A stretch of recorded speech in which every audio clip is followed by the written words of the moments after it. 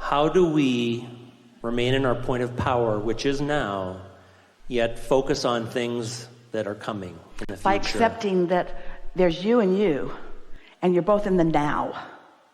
And so your calibration is not about measuring time, thinking about actions. Your calibration is about vibrational blending with that other part of you, which then gives you the ability to understand time in its most expansive way. Imagine what it must be like for your inner being. Ooh, this is so exciting to us to tell you what it's like to be non-physically focused in one of your moments in time. Because your moment in time, whoop, there it went again, there it went again, there it went again. Our moments in time, because we are privy to all of the vibrational components of this moment in time. We know everything that you've asked for, and everything, not past tense, but everything that is queued up here, and everything that is vibrationally attracting unto itself on your behalf now.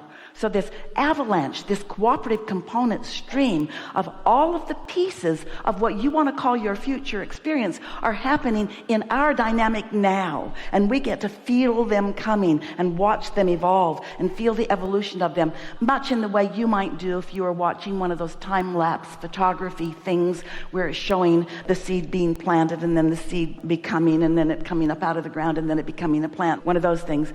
As we stand in your vibrational reality, we get to witness the becoming of that which is your experience. So our now is way more detailed than your ability to comprehend it, but not your ability to feel it.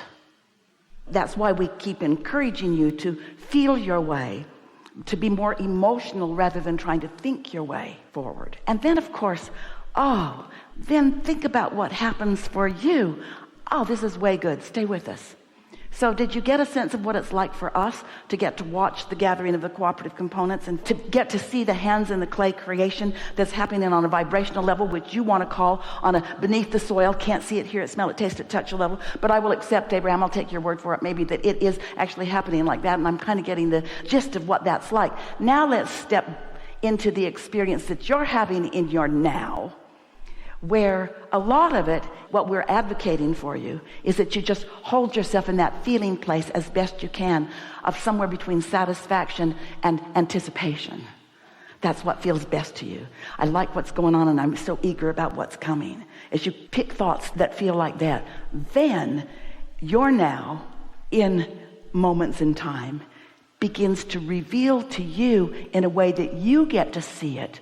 The person walking in to your sphere, you're having a conversation. You have some recognition of when that got started. They start saying things that you've been thinking about, things that you were talking to other people about. The phone rings. It's the other person that you were talking to about that.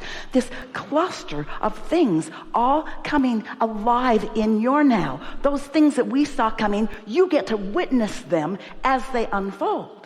And the more we're excited about this, we want you to feel this, the more you have been emotionally resonating with us and what's going on in your vortex, not being able even to describe it, most likely, but feel it, sense it. As it starts showing up, you know what that's about. You know why you're looking over there and why you saw that sign. And you know why you took that call even though you never answer your phone ever. And you know why you took that off-ramp. As you connect the dots, as it manifests, that's the story that we're telling you here.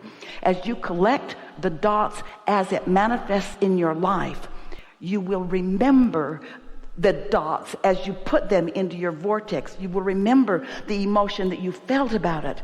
And for brief moments in time, we will be sharing exactly the same perspective of time. But you're not meant in your physical body to be up to speed with that. Really, you don't want to lie in bed and be aware of all the gurgling of your body. There's a lot going on. There is so much going on in your body. You didn't come to examine that. The cellular consciousness is taking care of all of that. Your inner being's aware of it too. But you're here for the big, bold, park it in my garage and take it home and sleep with it.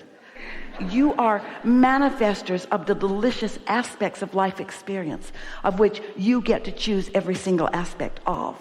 And once you start getting the hang of this, when you have a new thought, you'll think, oh, Well, that's new. Ooh, I like that. Ooh, I'm going to watch for evidence of that. This now that you're calling our attention to, it's everything, because there is only now. There isn't anything that was before, because everything that was before has become what is now. Everything that is now is because of what was before. Nothing exists apart from now. And the more aware you are of now, then the more alive you are, the more interested you are, the more self-actualized you are, the more of your personal power you feel, the more you enjoy pointing and watching the dynamics of the universe all doing their part in order to fulfill the aspect of it that they were born to do, so that you could have this moment in time.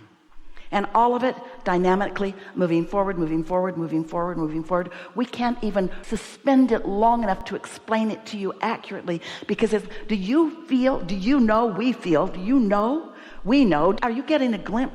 Do you know what just happened in this conversation? In this conversation.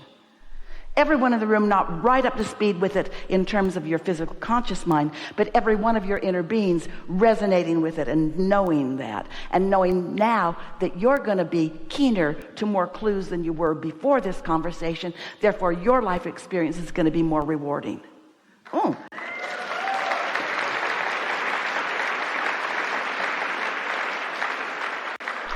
You know how sometimes you like to have an experience where you're with someone who's really sort of tuned in, tapped in, turned on with you, and you want to give them a playback of something that happened, and you say, and then I had this thought, and then I had this thought, and then I had this thought, and then this happened, and then this happened, and then this happened, and then this happened, and you get into this stuff where all these things that you just can't even believe, all of those things that are happening simultaneously, or even one at a time, one at a time, one at a time, things that don't usually happen to you, but you're connecting the dots because you did the preliminary work. You thought your way, you felt your way, you held yourself there long enough. You felt the momentum building and building and building and building. You felt the enthusiasm in your own self. You were in sync with your inner being. And anytime you have one of those enthusiastic moments where you are in sync with your inner being, oh, watch what's coming next.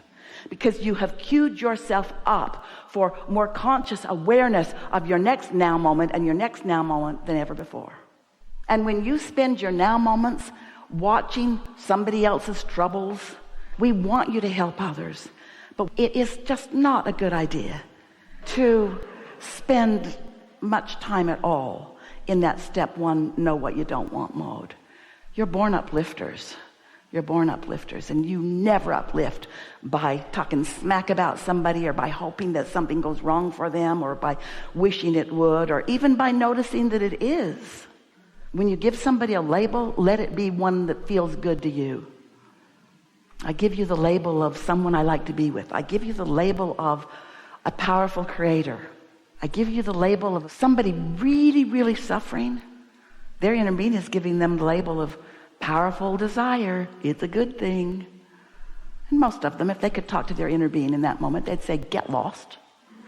But your inner being never gets lost. You sometimes wander off into the wilderness a little bit, but your inner being's always that bright light, always that steady signal that you can find your way back to it if you understand there is a signal and what it feels like when you're moving in the direction of it. It always feels good.